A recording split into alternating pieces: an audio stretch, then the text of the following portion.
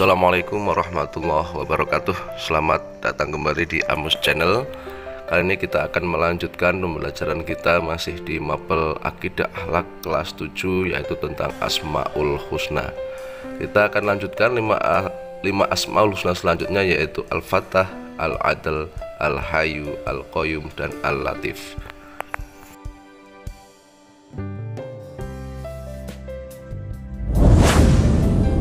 Al-Fattah.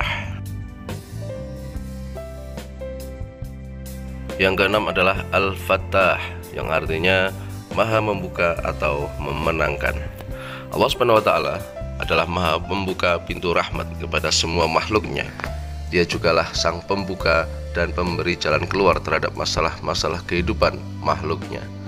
Ada beberapa hal yang sulit diatasi oleh kita, seperti kekayaan yang kita tidak miliki, hati yang terkungkung oleh kesedihan, dan persoalan-persoalan yang sulit untuk diselesaikan. Allah Subhanahu wa Ta'ala Al-Fattah, yang membuka semuanya itu. Jika Allah Subhanahu wa Ta'ala tidak membukakan pintu rahmatnya, maka tidak ada satupun kekuatan yang dapat membukanya. Allah Subhanahu wa Ta'ala disebut Al-Fattah, yaitu Allah Subhanahu wa Ta'ala adalah Maha Membuka akan pintu rahmatnya. Allah membuka jalan bagi manusia supaya mereka dapat menggali karunia Allah yang menyebar di alam semesta ini. Allah juga akan membukakan pintu-pintu kemenangan bagi hamba yang menjalankan perintahnya. Allah yang memiliki kunci rahasia bagi hati manusia. Allah Subhanahu wa Ta'ala berfirman, "Ma yaftahillahu lin-nasi min rahmatin fala mumsika laha wa ma yumsik fala mursila lahu min ba'dihi wa huwal azizul hakim." Artinya, apa saja yang Allah anugerahkan kepada manusia berupa rahmat, maka tidak ada seorang pun yang dapat menahannya. Dan apa saja yang ditahan oleh Allah, maka tidak seorang pun yang sanggup untuk melepaskannya sesudah itu. Dan dialah Allah yang Maha Perkasa lagi Maha Bijaksana. Quran Surat Fatir ayat 2. Al-Adl. Yang ketujuh adalah Al-Adl, artinya Maha Adil. Al-Adl artinya adalah bahwa Allah itu Maha Adil. Allah akan berbuat adil dalam pelaksanaan hukum-hukumnya, baik yang ada di dunia ini, terlebih lagi nanti di akhirat. Saking adilnya Allah, Allah akan mengadili hewan yang dizolimi oleh hewan lain yang ada di dunia ini. Nabi menyebutkan bahwasanya apabila ada kambing bertanduk menyeruduk kambing yang tidak bertanduk, maka Allah nanti menghidupkan keduanya. Lalu kambing yang tidak bertanduk diberi tanduk oleh Allah Subhanahu wa Ta'ala, lalu ia akan menyeruduk kambing yang menyeruduknya sewaktu di dunia. Setelah pembalasan Allah diberlakukan dengan sangat adil, lalu Allah berfirman, "Jadilah kalian menjadi debu." Lalu hewan-hewan tersebut menjadi debu. Dan pada saat itulah orang-orang kafir yang melihatnya ingin jikalau mereka dijadikan Allah sebagai debu juga yang tidak akan mengalami siksaan di neraka. Lalu Allah menolak permintaan dari orang-orang kafir. Na'udzubillah min dzalik. Kehadiran Allah Subhanahu wa Ta'ala tidak hanya berkaitan dengan hukum, moral, dan peraturan sosial kemanusiaan atau masalah-masalah keagamaan saja, tetapi keadilan Allah Subhanahu wa Ta'ala berlaku juga dalam menciptakan alam raya lahiriah ini. Nabi Muhammad SAW bersabda, "Dengan keadilan langit dan bumi ditegakkan."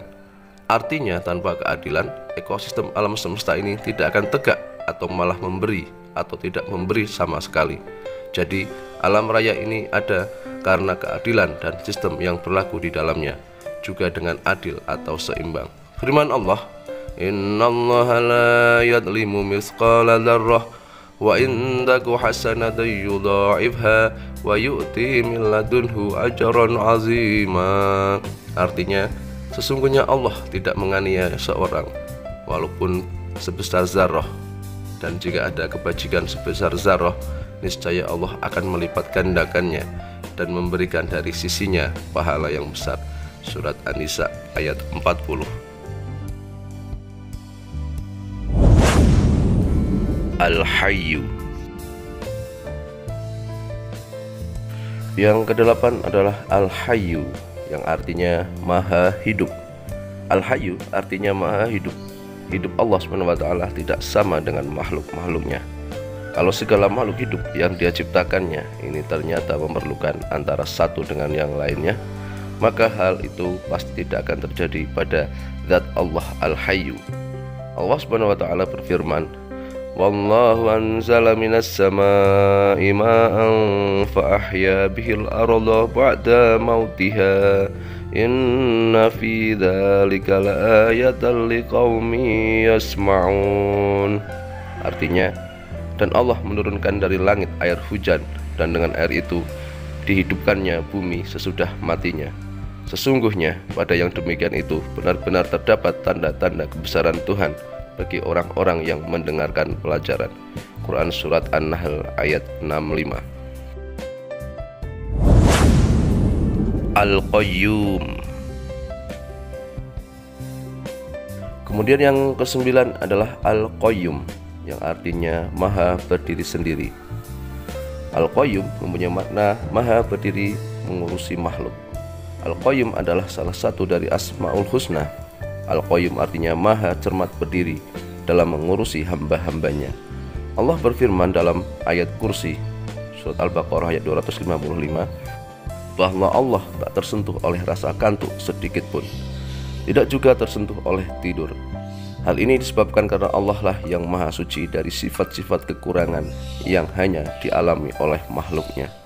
Allahu la ilaha illa wal hayyul qayyum la ta'khudhuhu sinatun wala naum. Artinya, Allah tiada Tuhan selain Dia, yang maha hidup dan maha mengurusi. Dia tak tersentuh oleh rasa kantuk dan tidur. Al-Baqarah ayat 255. Al-Latif. Yang ke-10 adalah Al-Latif, yang artinya maha lembut atau halus. Secara istilah, Allah memiliki cinta kasih yang sangat halus pada pemberikan rizki dan nikmat kepada hambanya, atau dalam melaksanakan hukum-hukum dan keadilan. Allah berfirman sebagai berikut, Allahu latifum bi'ibadihi yarzuqu man yasha' wa huwal qawiyyul aziz, yang artinya Allah maha lembut terhadap hamba-hambanya. Dia memberi rezeki kepada yang dikehendakinya, dan Dialah yang maha kuat lagi maha perkasa. Quran Surat Asy-Syura ayat 19. Cinta kasih yang lembut dari Allah Al-Latif terhadap alam semesta terlihat jelas dengan adanya ekosistem pada benda dan unsur alami yang ada. Betapa berartinya cacing-cacing di dalam tanah yang bermanfaat untuk kesuburan tanah, sampai kepada apa saja yang disebutkan plasma nutfah. Semua itu menunjukkan latifnya Allah Subhanahu wa taala. Juga ikan-ikan yang gurih dan nyaman hidup di laut yang asin dan pahit, sehingga dapat dimanfaatkan untuk konsumsi hidup manusia. Perilaku orang yang mengamalkan Asmaul Husna. Yang keenam adalah Al-Fatah, artinya maha membuka atau memenangkan. Bagi orang yang mengamalkan Asmaul Husna Al-Fatah, maka dia A. selalu bertawakal kepada Allah Subhanahu wa taala. B. selalu tunduk dan patuh kepada agama Allah Subhanahu wa taala. C. membuka pintu kebaikan dan menutup pintu kejahatan. D. bersyukur atas rahmat Allah Subhanahu wa taala yang diberikan kepada kita. E. memutuskan perkara secara adil sesuai hukum yang berlaku. Kemudian yang ketujuh adalah Asmaul Husna Al-Adl, artinya maha adil. Bagi orang yang mengamalkan Asmaul Husna Al-Adl, maka dia akan A. berlaku jujur dan berkata benar, apa yang dikatakan sesuai dengan kenyataan, berlaku adil baik kepada diri sendiri, keluarga maupun kepada orang lain. B. menerapkan peraturan atau hukum yang berlaku dengan baik, tidak diselewengkan. C. berbicara dengan penuh keadilan walaupun itu menyakitkan. Yang kedelapan, Al-Hayyu, yang artinya maha hidup. Seseorang yang mengamalkan Asmaul Husna Al-Hayyu, maka dia akan A. berusaha menghidupkan hatinya yang masih dipengaruhi nafsu setan. B. menggunakan waktu hidup sebaik mungkin dalam beribadah dan beramal soleh dengan ikhlas semata-mata karena Allah. C. menghiasi hatinya dengan akhlak karimah. Yang kesembilan, Al-Qayyum, yang artinya maha berdiri sendiri. Bagi orang yang mengamalkan sifat Al-Qayyum, maka dia akan A. mengakui kebesaran Allah sebagai pengatur alam, B. semesta dengan sikap tawadhu kepadanya, kemudian C. istiqomah dalam beribadah kepada Allah, D. hanya mengharapkan pemberian Allah dalam memenuhi kebutuhan hidup, tidak berpaling kepada selain Allah, E. mengandalkan kemampuan diri sendiri dalam memenuhi kebutuhan hidupnya, dan F. menaruh perhatian kepada orang lain sedapat mungkin membantu mereka berupa material ataupun spiritual. Yang ke-10 adalah Al-Latif, artinya maha lembut dan halus. Orang yang mengamalkan Asmaul Husna Al-Latif, maka dia akan A.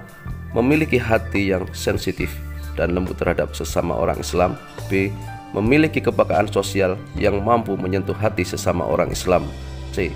memiliki sifat sabar terhadap cobaan atau musibah yang menimpa, dan D. memandang bahwa hidup di dunia ini singkat, maka perlu kesadaran untuk beramal baik sebanyak-banyaknya.